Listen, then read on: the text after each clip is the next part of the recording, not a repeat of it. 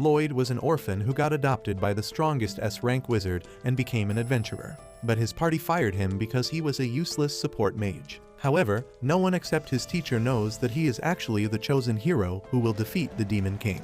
When Loid was just a boy, his hometown got destroyed because of the Demon King's attack. However, he survived and an S-rank adventurer wizard named Merlin found him. She seemed to have lost someone precious in the battle against the Demon King too, and to cope up with her loss, she decided to adopt Loid and take him as her disciple. Merlin takes him to her house, and the very first thing she does is create a fireball out of thin air. She tells the awestruck Loid that if he can't create fire using magic by evening, he can't have dinner. Loid keeps trying hard to create flames, and as soon as he succeeds, he excitedly runs to show it to his teacher. Merlin sarcastically tells him that he did good before blowing out his tiny fire and then roasting him medium rare, saying that he still has a long way to go. Soon after that, she shows him how to summon water from the ground, and Loid gets it right on the first try itself. However, instead of appreciating him, Merlin acts like a sarcastic again and drowns him in water to show him this is how it is supposed to be done. As days pass by, Loid learns new types of magic, but Merlin is never satisfied. Even when he creates an ice sculpture of her, she uses her magic to teach him a lesson. She controls the sculpture and grabs Loid before increasing the size of the statue, telling him that he lacks skills. She then breaks down the sculpture and Loid falls to the ground. Being the naive boy he is, he believes Merlin fully and promises to work hard to overcome his lack of skill. A few days later, Merlin gets a terrible hangover and Loid uses his magic to heal her, and the first thing she does after getting up is hugging and thanking him. The very next moment though, she drags him outside to practice magic. Time passes and one night, Merlin is looking at some ancient texts with a disturbed and painful expression on her face. Suddenly, Loid comes there to call her for dinner, and as she gets up, she accidentally drops the book on the ground. Loid helps her pick it up, but the moment he touches the book, all the information inside it is uploaded into his brain and he passes out. Merlin freaks out on seeing this because Loid just learned an ancient magic spell just by touching the book, which means he has the qualities of being the chosen one. That brings back some traumatic memories for Merlin, and she doesn't want Loid to repeat the same mistakes she did. So that night, as Loid sleeps peacefully, Merlin goes to his room and places a magic spell on his forehead through a kiss, sealing the knowledge of the ancient spell inside his brain because she doesn't want him to trust his power too much. To make sure that Loid doesn't go down the dangerous path, she even recommends him to become a white mage whose main role is to provide support to other adventurers. She teaches him recovery magic that can help fruits grow, and then shows the difference in their levels by casually reviving a dying tree. After that, Merlin continues teaching him about magic and other stuff, but whenever something related to ancient magic comes up, she tells him that he doesn't need to learn that because ancient magic went extinct hundreds of years ago. More time passes with Loid training under Merlin, and one day, she blindfolds him and takes him deep inside the forest full of dangerous monsters. She gives him just one knife and tells him to make it back home within a week using his magic. She doesn't even give him a chance to say anything and runs away, and Loid is left confused and scared. Almost immediately, a wolf monster arrives there, and Loid somehow avoids its attacks by climbing on a tree nearby. He realizes that the spells he can use as a white mage can't defeat the monsters, and the only thing he can do is walk home while avoiding the dangers. First of all, he uses his magic senses to find his home, and then starts walking in its direction. He uses magic to ripen fruits to eat, and at night, he tries coming up with new magic spells that can help him stay safe. He continues his dangerous journey alone, experimenting with new spells that can help him find food and run faster. The next day, he almost gets gobbled up by a spider monster, but thanks to his spell that makes him run faster, he is able to get away safely. Loid doesn't stop using the spell till he reaches home, and as a result, he collapses from exhaustion right in front of the door. Time passes quickly and Loid grows up to be a teenager, who gets curious about the outside world when he finds a magazine about the city nearby. Merlin's attitude around him has changed as well, and instead of dragging him to practice magic, she pulls him out of his daily chores to create new types of magic spells. She comes up with new ideas at the most random moments and makes him pull all-nighters consecutively to help her make those ideas a reality. Loid can't handle all that stress, and one night, he decides to run away from home to explore the world. The next morning, Merlin finds his room empty with just a magazine about the city on the desk, and she realizes that her little boy has finally grown enough to enter his rebellious phase. Meanwhile, Loid reaches the city and gets swept up in its momentum. He spends the small amount of money he has on food and wonders how can he earn more, when a recruitment notice for an adventuring party hits his face. He doesn't even notice that someone was watching him and decides to try his hand at becoming an adventurer. The first mission he takes after joining the party is fighting a cyclops, and he is thrilled because he has never seen anyone fight such strong monsters before. The cyclops is pushing back Alan, the leader and main DPS of the party, and he asks their healer to cast a healing spell on them. Loid decides to help out as well by instantly casting a support spell over all his party members, but none of them even realize it. The archer quickly shoots an arrow into the monster's eye, blinding it, and as it tries to take the archer out, the tanker named Riina rushes to block the attack. She is shocked because she feels almost no weight behind the punch, and in the meantime, the mage of the party binds the cyclops, giving Alan the chance to finish it with one slash. Because of this, Alan becomes a star overnight and people begin hailing him as a hero. On the other hand, Loid is completely neglected and gets only loose change as his payment because he is D rank white mage. He accepts that amount because he thinks he is only worth that, and when Alan says they should toast to their success, he quickly excuses himself because he doesn't drink. The girls are pissed because he refused Alan's offer, but he doesn't actually mind because he doesn't consider Loid a member of their party. He says that all white mages are useless, but they still need one to comply with the guild rules, and it doesn't make a difference if it is Loid or anyone else. Riina, however, thinks that there is something no one is paying attention to, and she is quite curious about Loid. On the other hand, the guy keeping tabs on Loid turns out to be Merlin's informant, and he gives her constant updates about her student. Merlin says that she is not worried about Loid as long as he doesn't get too arrogant, and the spy will ask her if she regrets what happened in the past. Merlin bites her lips as she recalls the day she fought against the Demon Lord with her party led by hero Sybil. The Demon Lord could not win against them, so he decided to self-destruct instead, destroying an entire city with him. Hero Sybil used the ancient magic to revive all the people who died because of the Demon Lord's attack, but he had to sacrifice his life to do that. Losing him was a great blow to Merlin, and while she adopted Loid just as a coping mechanism, she never thought he would be a chosen one just like Sybil. She swears that she will never repeat her mistakes, and she will do whatever is necessary to keep Loid safe. Back in the city, Alan quickly becomes a big shot after slaying powerful monsters thanks to Loid's support. Of course, no one notices this except Riina, who only has a faint idea about it. One night, Alan receives a request from the soldiers to defeat some golems that are killing their troops near a patrol point. Alan quickly takes up the offer, thinking that it will be quite easy. He takes his party to the patrol point, and Loid uses his magic search to find that they need to enter the waterfall to fight the golems. Once inside, Alan fights the golems, but a summoner keeps creating new ones each time. Loid realizes that the summoner is using a magic stone to create new golems, and he quickly buffs the archer, telling her to shoot the summoner. She obeys him, and her arrow somehow curves around a pillar to hit the summoner in the chest. Loid then orders the wizard to teleport the magic staff to him, and he immediately seals it as well. This doesn't sit well with Alan, who feels that only he can give orders to his party. He then decides to focus on the golem, and Loid warns him to step back because the golem is out of control after losing its master. Alan doesn't listen to him and charges ahead, and Loid has to use a special magic to catch up to him and save his ass from getting squashed by the stone giant. Alan gets angry at him, and just then the golem powers down, giving him the chance to destroy it. Once the mission is over, Alan immediately fires Loid, saying that he is useless and always hides at the back. Loid, who has been gaslighted all this time into believing that he has skill issues, accepts the decision without fighting back. He tries searching for another party to join, but there are no vacancies and he feels disappointed. Luckily, a girl is looking for a free white mage urgently, but the receptionist tells her that it will be hard to find someone who can meet her conditions. With no other options left, the receptionist points at Loid, and as soon as the pink-haired bitch confirms that he is an unemployed white mage, she drags him along with her. Turns out that the pink-haired girl Yui is a member of an S-rank adventure party, and they recently went out to hunt some bandits. Their teamwork and superior strength allowed them to easily defeat the bandits, and they cornered the boss too, telling him to surrender. However, the boss decided to pull out his secret move and summoned a giant stone golem to fight against them.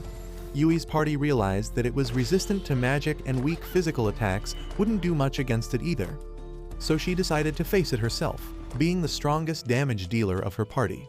She dashed towards the golem and striked it with her full power, but she could only leave a scratch on the golem's body.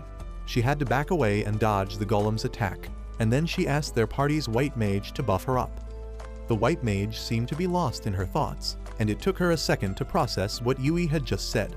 Luckily, she was able to cast a spell to increase her strength in time, allowing Yui to defeat the golem with her next attack. After they arrested all the bandits, Yui went to talk with the white mage Clum, who apologized for spacing out earlier because it could have cost Yui her life. Yui told her not to think too much about it, because she knew that Clum was dealing with some serious personal issues at the moment. She asked her about how everything was going at her home, and then Clum suddenly handed her resignation to Yui, because she needed to take a break to look after her sick sister. That leads us to the present moment, where Yui eagerly grabs Loid's hand and drags him to her base. Her party members take a moment to process that she found a white mage because they were sure that she would fail. Yui then introduces Loid to everyone, but she doesn't even know his name yet. After that, she introduces her party to him, which includes Dagas, the shield user, Cross, the archer, and Silica, the mage. Lastly, she introduces herself as the swordsman and the party leader, welcoming Loid to their party. Loid asks her when did he consent to joining the party, and Yui is taken aback because she didn't even realize that she never asked him the main question. Dagas and Silica understand that she eagerly dragged this stranger to the base without explaining everything, and they apologize to him for that. After that, they turn to Yui, telling her that even if she found a white mage, he can't replace Clum, and they should give up on their current quest. Yui gets upset on hearing this and says that their client asked them for help, and they can't turn them down like this. Loid asks them why don't they let another party take the quest, and Dagas tells him that it is not possible because they are dealing with an A-rank quest. Only parties ranking A and above can take on such quests, but currently, all A-rank parties are out of town, and only they can accept this mission because they are an S-rank party. Loid is shocked to hear that he is standing in front of S-rank adventurers, and he really wants to help them, but once again, his low self-esteem makes him believe that he is too weak to be of any use. However, Yui suddenly speaks up on his behalf, telling her party members that they should at least give Loid a chance to prove his abilities before they rule him out.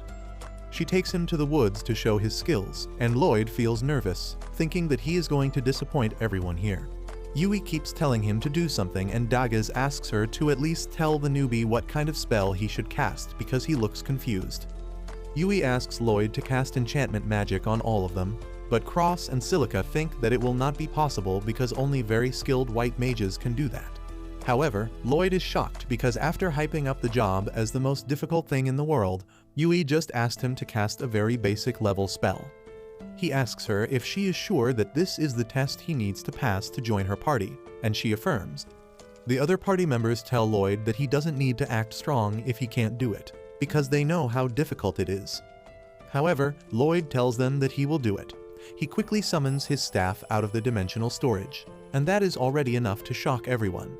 He then casts 5 different types of enchantment spells on them at once, and they don't even realize it because he is too fast. Yui asks him where did he pull that staff out of, and he tells her about the storage spell that he can use to keep things. He then asks if she is satisfied with the results of the enchantment spell, and Yui is confused because usually it takes more time and an incantation to do that. Everyone starts feeling lighter and stronger as a result of the spells, and to try out the effects, Yui swings her sword at a big tree nearby.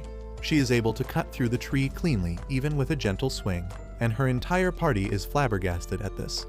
Loid then tells them that he cast 5 types of enchantment spells on them, and they almost can't believe what they hear. Loid explains that he thought casting just one spell on all of them was too simple to be the real test, so he tried to go beyond that and show what he can really do. Yui and others are too stunned to even reply, and Loid thinks that they are just disappointed by him. He returns his staff to the storage, saying that he understands that he is not fit to be the white mage of their party. He apologizes for wasting their time and begins walking away, but then Yui stops him. She finally bothers to ask Loid about his past work experience, and he shocks everyone by revealing that he was fired from the hero's party for being too weak. Yui and others wonder what kind of standards the hero has for calling Loid too weak, because they have never seen anyone who can cast 5 enchantment spells at once. When Loid still insists that he is weak, Cross begins to worry more about his standards. Loid changes the topic by asking them why don't they call their party's white mage back, and Yui explains that Clum's sister is really sick, and she was taking care of her while working as an adventurer the entire time. Naturally, it took its toll on her, and she could no longer do both the things, so she decided to take a break from being an adventurer. Daggis says that they could have completed most quests even without her here, but A-rank quests are quite difficult, and they definitely need a white mage to do them. Everyone suddenly gets worried about Clum because even though she left their party, she is still their friend, and Loid feels jealous on hearing this. He quickly changes the topic and asks if anyone knows what disease Clum's sister is suffering from. Yui recalls that the girl's body is turning to Magistone gradually, and Loid remembers that he learned about Magistones from his master. When Merlin was teaching him how Magistone can turn other living creatures into Magistone as well, Loid had wondered if it is possible to restore them to normal, and now he decides to find it out. He asks Yui to lead him to Clum's house, and she takes him there. A very thin and tired Clum opens the door and gets surprised to see her friend there, and once they go inside, Loid gets straight to work. He asks Clum to tell him in detail about her sister's condition, and she says that originally, she and her sister Sylvie used to go on adventures together. However, one day, she got injured during a mission, and ever since then, she has been sick. Loid asks her for the symptoms, and Clum decides to show him rather than explaining with words. Just as she opens the door to Sylvie's room, an intense malicious mana leaks out, and then Clum removes her sister's blanket, showing that her hands and legs have already turned to Magistone. She says that Sylvie's mana has gone berserk and her condition keeps worsening day by day. Clum fears that her sister doesn't have long to live, and then Loid asks her to let him help her. He says that he has a theory that can turn Sylvie back to normal if he is right, but Clum refuses to believe him because even the specialist healers she called to look at her sister said it was impossible to cure her condition. However, Loid explains that Sylvie might have been injured by a high-purity Magistone, which started turning her into a Magistone too. He asks Clum if Sylvie was injured in a place with high mana density, and she affirms, saying that they were on a mission to extract a Magistone out of a cave. Loid asks her to show him the entry wound, and when Clum reveals Sylvie's waist that has been turned into Magistone too, Loid is certain that this is where the problem started. Clum asks him how does he know all that, and he replies that he learned it from his master. Yui then asks Clum to trust Loid with this one, and she decides to give him one chance. Loid immediately casts a spell to absorb all the corrupted mana from Sylvie's body, but that is quite hard for him to handle as well. Anyway, he manages to pull through the first step, telling Clum that he needed to reduce Sylvie's mana to near zero, because otherwise there would be no point in healing her. He says that he will continue absorbing her mana while healing her, and casts another spell to start the healing. Clum realizes that it is not the usual healing spell, and Loid tells her that this is a more powerful version that is highly inefficient, but it also allows him to burn the mana he is absorbing from Sylvie. Clum is speechless on hearing this, and Yui asks her if Loid is doing something impressive. She replies that he is casting two self-made spells at the same time while enduring a tremendous amount of mana, both of which would be impossible for even the greatest white mages. Soon, Loid's method shows its results, turning back Sylvie's petrified body to normal. As a result, Sylvie regains consciousness, and Clum starts crying tears of joy on seeing this. Later, she tells Yui and Loid that once her sister recovers, they both will go on adventures together again, and she wants Loid to support her party in her place. He tells her that he is not qualified enough for that, but that statement goes above Clum's head and she asks him to do what his heart says. After that, Yui and others throw a party to celebrate Sylvie's recovery, and they thank Loid, who still thinks that he is not worthy of it. However, he sees how well everyone treats him here even though they just met, and he nervously asks them to let him join their party even though he lacks strength. Everyone is pleasantly surprised by his change of mind, and they gladly welcome him to their party. After that, they throw a welcome party for Loid and tell him to eat as much as he wants because they are going to cover the bill tonight. Loid starts eating like he has never seen food before, and his new party members are quite amused to see that.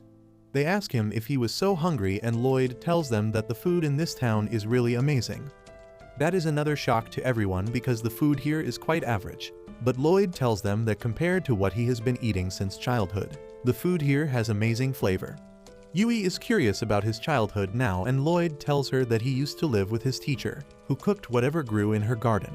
She collected wild mushrooms sometimes and other times. She would simply roast meat from wild beasts and then give it to him without any seasoning. Loid says that because of that, he learned to cook, but even then, he could never make food as good as this. Yui doesn't even care about food at this point, and she is more curious about the person who taught Loid magic. She asks him to tell her more about his teacher, and the other party members also join the bandwagon. Silica asks if his teacher is also a white mage, and Loid says that she is more of a combat-oriented mage because he often saw explosions when she was working alone. Silica is amazed that someone who is not a white mage trained Loid so well, and he agrees that Merlin is beyond amazing.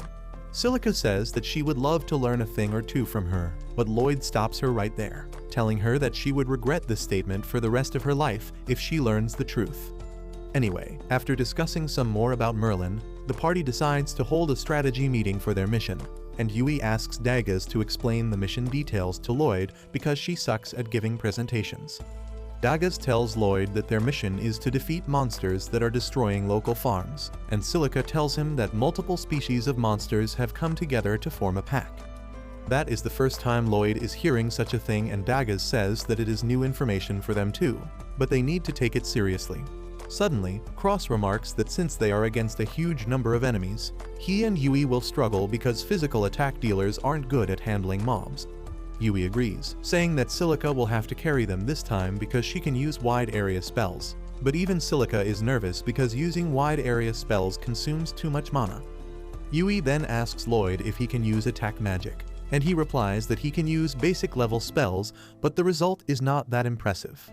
Daggaz then moves on to the strategy formation part, and says that he and Yui will gather the monsters in one area so that Silica can attack them at once. Cross will protect Silica and Loid, who will focus on healing and support. After that, everyone heads to the inn to get some rest, but Loid starts walking in another direction. Daggaz stops him, asking where is he going, and Loid nervously replies that he is too broke to afford a room in the inn. Daggaz immediately gives him a pouch that has more money than the sum of all the money Loid has seen in his entire life.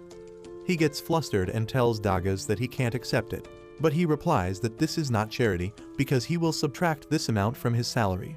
Loid can't refuse now, and he thanks Daggaz, promising that he will work his best to repay the amount. The next morning, everyone gathers in front of the inn and Yui is the last one to arrive.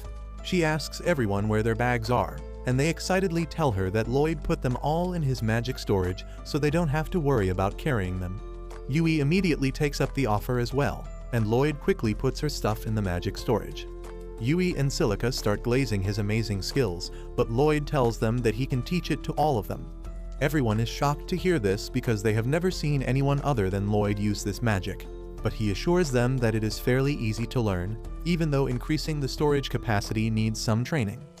With that, they depart on their mission, and on the way, Loid learns the importance of having fun during long quests. They reach their first campsite way earlier than scheduled because they don't have to carry the luggage, and there, Loid takes out the stuff from magic storage so that they can set up their tents. Yui decides to go splash around in the river now that they have set up tents, but Daggaz scolds her, saying that they still have to collect firewood and food. Loid volunteers to collect firewood, and Yui thanks him for reducing the workload. She then drags Silica away with her so that they can take a bath, and in the meantime, Loid goes to the forest and collects some dried sticks. He then spots the fruit he used to eat in his childhood and decides to take a handful for his party members, when suddenly, he hears Yui screaming. He rushes towards the direction of the scream and finds a giant serpent monster attacking Yui and Silica, who are completely defenseless against it. Loid immediately rushes in to help them, attacking the monster to grab its attention. Using this chance, Yui and Silica rush to the shore, and Loid waits for them to cover their bodies with a towel before tossing their weapons to them. He then instantly casts 2 enchantment spells on them, and Yui immediately lunges at the monster, cutting it in 2 with a single strike. However, even the severed head of the monster puts up a fight, and Silica tells Yui and Loid to take cover before she shoots a fireball at it, taking it down in 1 hit. She is shocked because she usually doesn't have that kind of firepower, but it doesn't come to her mind that Loid buffed her up. Meanwhile, Yui thanks him for saving their asses and asks him to put her sword back in the storage again, when suddenly, her towel drops and Loid gets to see the plot she'd been hiding. Both of them freak out, and Loid gets slapped even though it was not his fault. Anyway, once they return to the campsite, Loid decides to teach everyone how to use storage magic. He tells them to open up a space using their palms at first, but they don't understand how to do it. However, on Silica's advice, they give it a try, but they just look like a bunch of morons squishing an invisible balloon. Loid feels that he is a bad teacher because he can't teach it to them. But then suddenly, Silica chants storage, and she is able to open up a magic space. Everyone suddenly realizes that they can't cast spells without incantation like Loid, but if they can use chants, they can figure it out eventually. After a bit of practice, Silica is able to store her staff in the magic space, but others struggle to do it. Later at night, while the rest of the party is sleeping, Loid and Yui are on watch. Yui suddenly sits in front of him, thanking him for joining the party, and he replies that he was also jobless so he should thank her. He then remembers how determined she was to complete the quest because their clients needed help, and asks her if there is any special reason why she is so dead set on doing this quest. Yui tells him that when she was little, her village was attacked by monsters, and she was the only survivor. So when she heard about the quest, she couldn't stop herself from accepting it because she wanted to save people from the situation she had faced. Suddenly, Loid cuts her off, telling her to be silent because there are monsters nearby. Yui gets alert and summons her sword, while Loid tells her to go and wake everyone up. Soon, the entire party is ready to face the spider monsters, but they realize that their numbers are too huge, and they should retreat for now. They start walking back slowly, but then unfortunately, Yui steps on a twig, and the sound attracts the attention of the monsters. Everyone runs as fast as they can, but the spiders catch up and surround them. They start squirting webs out of their butts, and the adventurers block the first round of attack. But then one spider ties Silica's staff and takes it away from her. The spiders then trap them in a cage of silk, and everyone panics. Loid says that they should stop the spiders right where they are before trying to defeat them. He quickly enchants his teammates and then tells Yui to attack first. She leaps up, cutting through the silk web, and then returns Silica's staff to her. In the meantime, Yui rushes towards a spider, blocking its sticky spray and then quickly chopping off its legs. She then surfs on the silk squirt of the spider to quickly travel towards the second one, cutting off its legs as well. Next, Loid tells Silica and Cross to join the offense. Silica creates some fireballs and Cross shoots arrows through them, setting the spiders on fire with the burning arrows. The fight ends with that, and Loid realizes that he started yelling orders even though he is the newest member of the party. He apologizes for getting carried away, but Dagus tells him that it was a good thing because he has the qualities of a natural-born leader. Everyone else agrees with him, and they tell Loid to keep playing an active part in leading the party during battle. The next morning, everyone has learned the magic storage spell well enough to carry their own luggage, and as they resume their journey, Loid keeps thinking about why the spider monsters were here. A couple days later, as Loid is keeping watch alone at night, he starts thinking about the spider monsters again. He believes that they should have inspected them a bit more when suddenly, Yui and Silica call his name, asking him if he plans to be on guard alone tonight as well.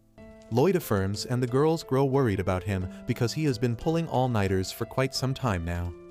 They tell him that he should rotate the night shift with others, but Loid tells them that he will be fine, and he wants everyone else to conserve their stamina in case they need to fight.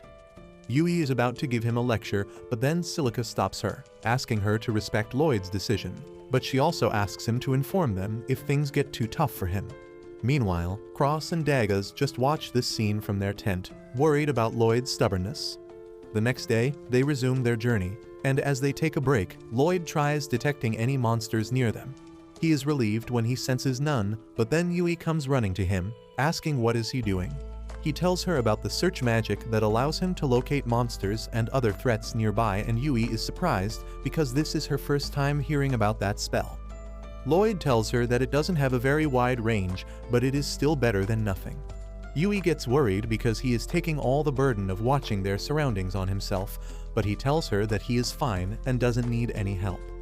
That night, as Loid keeps watch all by himself yet again, Yui says that it seems that he doesn't trust them at all, even though they are friends now.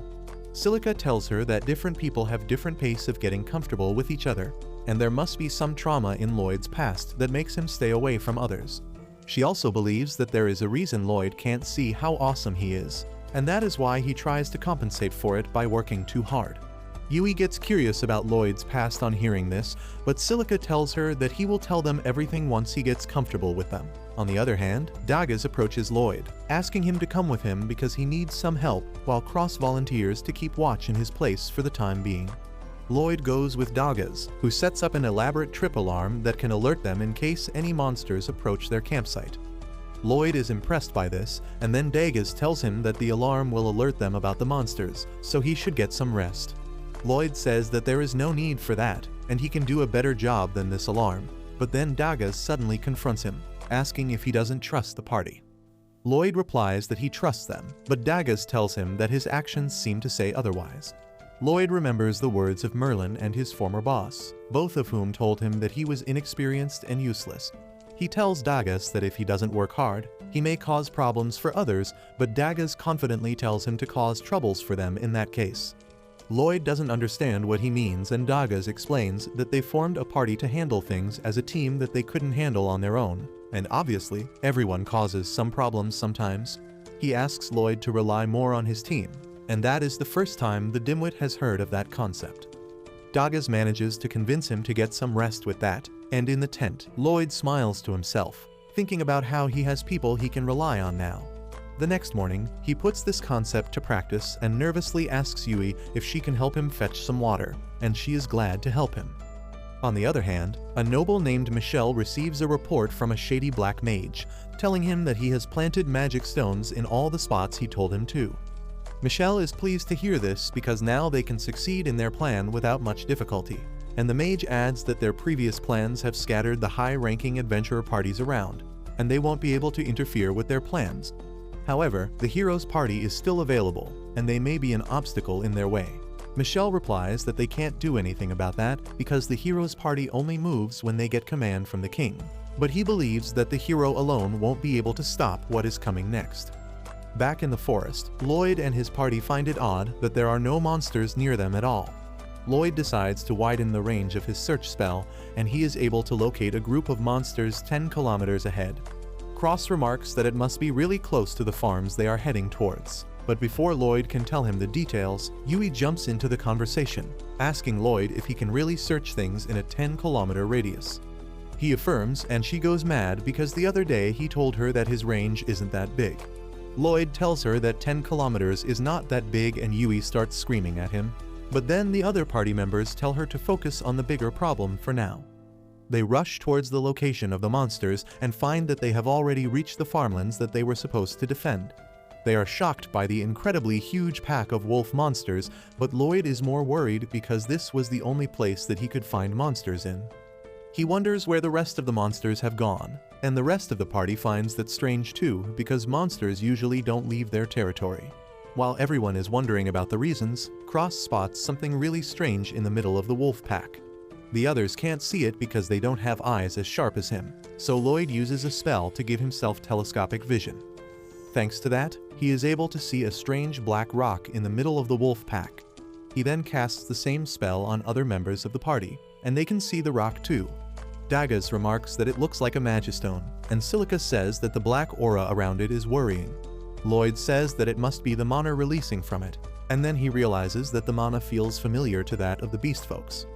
He remembers that Merlin once told him that beast folk have a special spell that allows them to control monsters, and the Magistone seems to be doing the same thing. Loid immediately casts his search spell again, and he notices another huge group of monsters approaching them.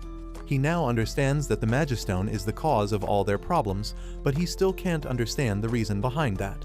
The party members think that they should escape for now, but Yui refuses, saying that the monsters will destroy the fields if they go. Dagas also agrees that escaping in this situation won't be easy for them, but Silica doesn't think that they can win this fight. Suddenly, Loid declares that they should fight, and he is confident that they can win if they follow his plan. He says that they need to get rid of the Magistone first and asks Cross if he can shoot it. Cross is not confident he can break it from this distance, but Loid tells him it is fine as long as he can hit it. Cross takes his aim, and then Loid puts 3 enchantment spells on him, thanks to which, his arrow is able to shatter the Magistone. Cross asks him how he did it, and Loid replies that he enchanted him, his bow and his arrows, which is just standard for someone like him.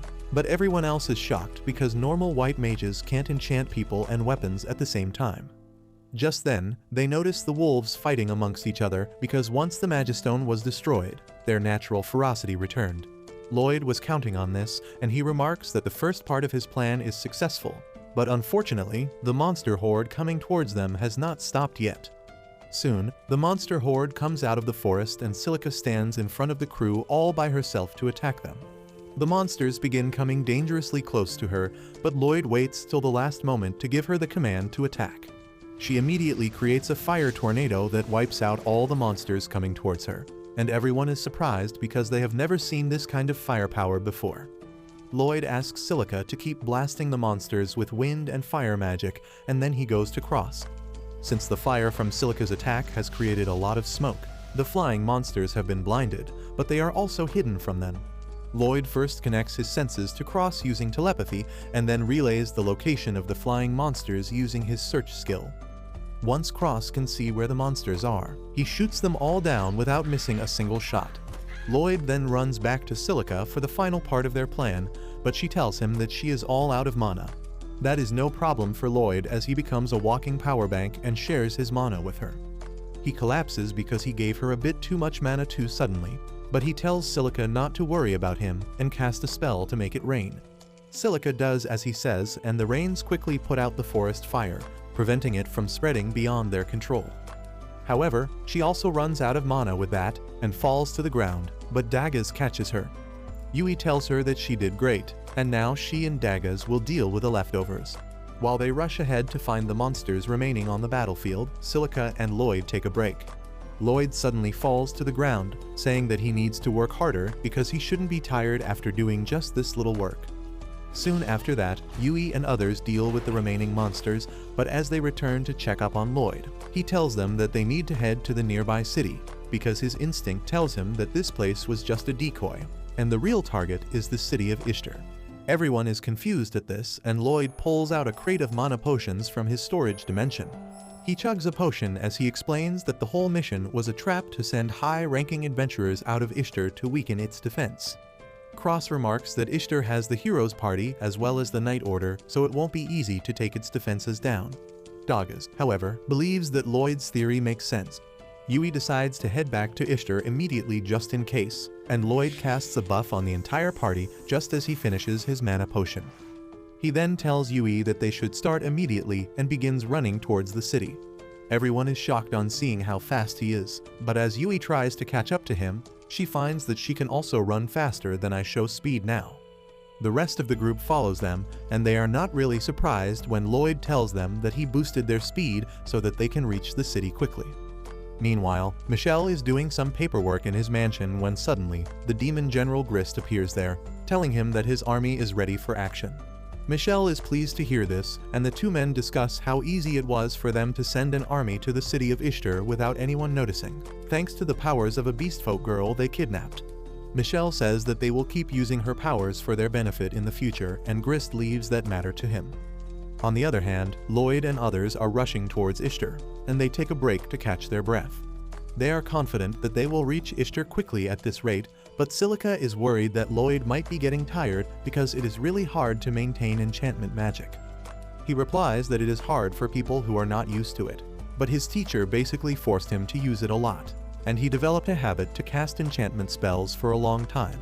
He tells her about the time Merlin threw him into a forest, and since he couldn't beat the monsters, he simply ran away. That forced him to develop new and more efficient spells to stay fast. He says that the training was hellish, but since Merlin scolded him a lot for having trouble with it, he must have just been bad. He believes that this is a regular training method, but Silica and Yui tell him that it is not normal at all. Loid's dumb thinks that his training was even weaker than regular training methods, and he decides to train even harder. The girls can't even tell him how wrong he is, and then Daggaz and others get refreshed to resume their journey. Loid casts the speed increase buff on them and then uses his search magic as well to make sure there are no monsters nearby. They resume the journey with that, but then Loid suddenly stops, forcing everyone to crash on him. They ask him what the hell is wrong with him, and he replies that his search skill detected something, but it is not a human or a monster. He has a bad feeling about it, so he tells everyone to go on ahead without him while he checks out the source of the uneasy feeling. However, Yui tells him that in case it turns out to be something dangerous he can't handle on his own, he will need their help, and he agrees to that. They soon reach a hut and Loid is now sure that he can sense demons inside it. The party is shocked to hear this because demons are found on the other side of the mountains and they should not be here. Loid says that demons are banned from entering human territory, so they shouldn't be here. But everyone else reminds him that they have been ignoring the ban and attacking humans for the past few years. They ask him why is he acting like he didn't know this, and Loid tells them that he doesn't have any memories of his childhood, because he was adopted right after the war ended. Everyone gets worried that they might have triggered some bad memories, but Loid assures them that he is fine. Cross says that they need to return to the city and report this matter to the knights urgently, but Loid says that they should gather some more information first. He feels the same energy from the demons as they felt from the Black Magistone earlier, and everyone gets alert on hearing this. Loid says that if these demons are really planning to attack Ishtar, their investigation becomes even more important. Yui agrees with him because if they don't do anything, Ishtar might be in danger, and everyone agrees with her. They get close to the house, but there is no one inside. So Loid uses his search skill again, and finds that the demons are under the ground instead of the house. Dagus says that they should look for an entrance, but Loid decides to skip that part. He tells Silica to use earth magic, but before that, he buffs up everyone. Silica then creates a sand pit in the ground in front of them, causing the roof of the underground tunnel to cave in on the demons trying to perform a ritual. The demons scatter to avoid the falling debris and Yui immediately jumps in, taking one of them by the throat. She asks what demons are doing on this side of the continent when suddenly another demon uses his magic to throw the debris at her. Yui easily blocks it all and then cross-shoots a demon while another one escapes. The demons hide behind the rubble, but then Silica uses her skill again to turn the rocks into sand, exposing them. They try to attack her, but Dagas blocks their attempt, forcing them to run away. One of the demons escapes the room, and when Yui tries to chase him, she can't open the door. Two more demons try to ambush her, but Cross pins their robes to the ground, making them easy targets for Yui to take down. With that, they defeat 3 of the demons, and then rush to capture the last one, who imprisons the beast girl in a cocoon and takes her away with him. Loid and others reach there just then, and they decide to give chase as the demon runs away. Yui and Cross reach him first, and they decide to sandwich him from both sides, while Loid and others take their time coming to the surface. Loid can sense a very strong magic signal from the cocoon, and he tells his friends to capture it at all costs. Soon, Yui cuts off the demon's path, and he realizes that he is surrounded on all sides. Loid tells him to surrender because they have some questions to ask of him, but the demon decides to fight back instead. He creates a magic circle to launch an attack, but Loid reacts quickly, creating shields in front of his friends that cause the magic attack to bounce off and hit the demon in the end. He goes down with that, and then Loid immediately rushes to bring the cocoon down and free the beast girl inside it. They take her back to the cottage, and Loid decides to heal her because she is the only one who can tell them anything because the demons are all dead now. Yui and Silica are impressed as his healing magic begins to act quickly, and Loid tells them that he made some adjustments to the spell. This shocks both of them because it is not easy at all to change spells, but Loid tells them that his teacher often forced him to help her create new spells, so this is nothing for him. The girls are again curious about his master, and Loid tells them that she is just a weirdo. Just then, the beast girl awakens and Yui immediately gets on top of her, bombarding her with questions. The girl nervously tells her that her name is Claire, but Yui hears her wrong, and she decides to go with whatever the hell she hears. Yui then asks her why was she captured by the demons, and Claire is hesitant to answer, so Loid tells her that they are adventurers who rescued her. He then remarks that he has heard that some beast folk can use magic to control monsters, and asks if it was her ability that controlled the monsters in the farms they visited. Claire affirms that it was her magic and tells Loid that the demons made her do it. Now that all the facts are in front of them, Loid and others are sure that the demons want monsters to attack Ishtar because that is the gateway to the continent. They decide to head back immediately to protect it and take Claire with them too. As they stop to take a break, Loid senses a large number of monsters heading towards the city, and an even larger army following right behind them. He fears that they can't fight all of them alone, so he decides to take a drastic step. He tells Yui and others to rush to the city and warn the knights, while he stays behind with Claire, using her power to stop the monsters. Meanwhile, in the city, Loid's former party leader, Hero Alan is troubled by another issue. He has not been able to find a white mage to replace Loid, because he rejects everyone just by looking at their resumes. The girls in his party nervously tell him that even the best candidates can only cast 2 enchantment spells at once, and Alan calls them a bunch of incompetent morons. The shield user Rena says that maybe Loid was special, and Alan mocks her for even thinking something so stupid. Just then, a knight enters the room, telling Alan that he has an urgent message for him. He reports that their forest patrol unit spotted a massive monster army heading towards them, and they need the hero's help immediately. Alan and his party are shocked to hear this, but he decides to accept the request, and the knight is really happy to hear this. He immediately leaves to relay the good news to other knights, but as he goes, the girls ask Alan if they can really fight such a huge monster army without a white mage. He replies that it is a direct request from the kingdom, and they should accept it to score some brownie points. More than that, he wants to show the world that he is still the strongest, even without a useless support mage in his team. On the other hand, Loid and Claire reach a cliff from where they can see another monster horde, which is even larger than the one heading towards Ishtar. Loid panics, realizing that if this group combines with the attackers, the city will be done for. He says that they need to defeat them here somehow, and Claire asks if there is a way to stop them without killing them. Loid is surprised by her request, but Claire says that these monsters are just innocent creatures whom the demons brainwashed by stealing her power. She feels partially responsible for this too, and that is why she doesn't want the monsters to get hurt. Loid realizes that Claire is a true animal lover who cares even about monsters, and he promises to find a way that can stop the monsters with the least amount of harm. Claire gets really happy at this, and then Loid looks at the monster horde before asking her if she can send them back home using her power. Claire is not confident that she can command all the monsters, and Loid tells her that he will increase her mana capacity and spell efficiency. Claire decides to give it a try and steps ahead. Loid gets ready to buff her up, but she is unable to cast her spell because of the interference of a dark device in the forest. Back in the city, Alan has reached the Adventurers Guild, and he mocks the adventurers gathered, calling them too weak for the job. The adventurers are offended by this, and then Alan's girls tell him that all rank and above parties are out of town. He mocks them even more, and one guy gets ready to throw hands. His friend stops him because they shouldn't fight the hero, and luckily, the guild master arrives before the situation worsens. He says that they are here to fight monsters and not each other, and Alan scoffs as he gets up to declare his plan.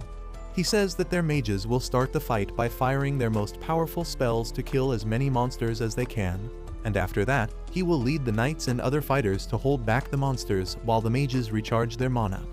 Alan believes that a bunch of monsters won't be a problem with his brilliant strategy, but the other adventurers wonder if he was dropped as a child. Alan notices their dissatisfaction and asks if they have something to say. A mage nervously says that they don't have enough power to kill a bunch of monsters in one hit, and others agree, saying that even killing one is a pretty big order. Alan yells at them, saying that this is the bare minimum they should be able to do, but then the mage of his own party says that she is not so confident either. She claims that the power of her spells has been decreasing recently, and she can't do powerful attacks like before. Alan yells at her, asking why did she hide it from him all this time, and the girl timidly tells him that she is not the only one because everyone else in the party has also felt their performance decline ever since Loid was kicked. Alan loses his temper on hearing this, asking why did they betray him by staying silent for so long, and Rena tells him that they didn't betray him, he just didn't notice because he grew complacent ever since becoming a hero.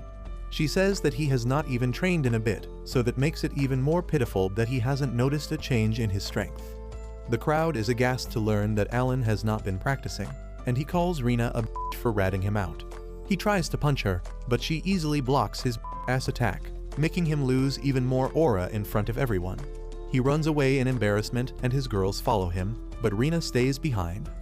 The other adventurers panic because they can't win against the monsters when the hero is this weak, but Rena tells them to calm down because she will assume the command.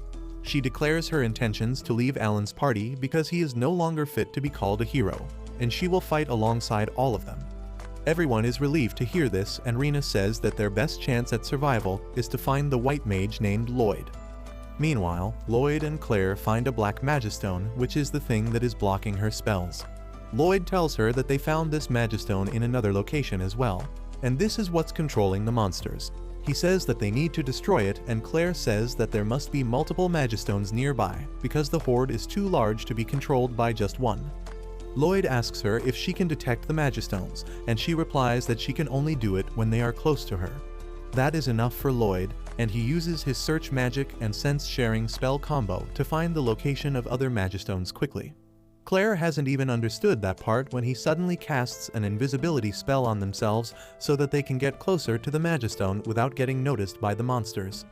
Claire starts getting suspicious of Loid's abilities at this point, but she follows him to the magistone and neutralizes it with her powers.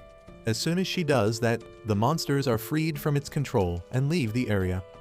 On the other hand, the adventurers and knights are ready to face the monsters at the city border, but the captain of the knights is anxious about their plan.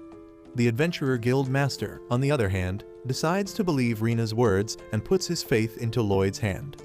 Earlier, as Rina told the adventurers about how Loid was the secret MVP of the hero's party despite being a white mage. The adventurers couldn't believe this, but the guildmaster did, and he told Rina that they won't be able to get Loid's help this time because he is out of the city on a quest and will take a week to return. Rina was shocked to hear this, but she immediately calculated that Loid could shorten the duration of the travel. She asked everyone to gamble their lives on Loid returning, and since they have already made that decision, the guildmaster sees no point in worrying. Just then, the monster horde approaches them and Rina commands the archers and the mages to start attacking. The attacks weaken the monster formation, and as they jump into the trenches, powerful water currents sweep them away, buying more time for Loid and his party to return. Soon, the night arrives and Yui's group takes a break, hoping to reach Ishtar as quickly as possible to support Loid. Meanwhile, Loid and Claire also reach the last magistone and neutralize it. They are glad that all monsters are free now, but as soon as they are free, the panthers and the wolves start fighting each other.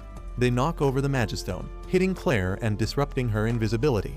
The monsters immediately turn their attention towards her and she panics, but Loid quickly runs away to the other side and shoots some fireworks to distract them. On the other hand, Rina and others are still holding off the monsters, when their right wing falls to the ruthless attack from the monsters. What is even worse is that more monsters are heading towards them, and just as everyone is about to give up hope, a powerful fire spell defeats the monsters. Everyone rejoices as they see Yui and her S-rank party joining the battle, because it means that Loid is close too. In the meantime, Loid is playing tag with two teams of monsters trying to catch him. He keeps dodging and running away, but realizes that his stamina is not infinite.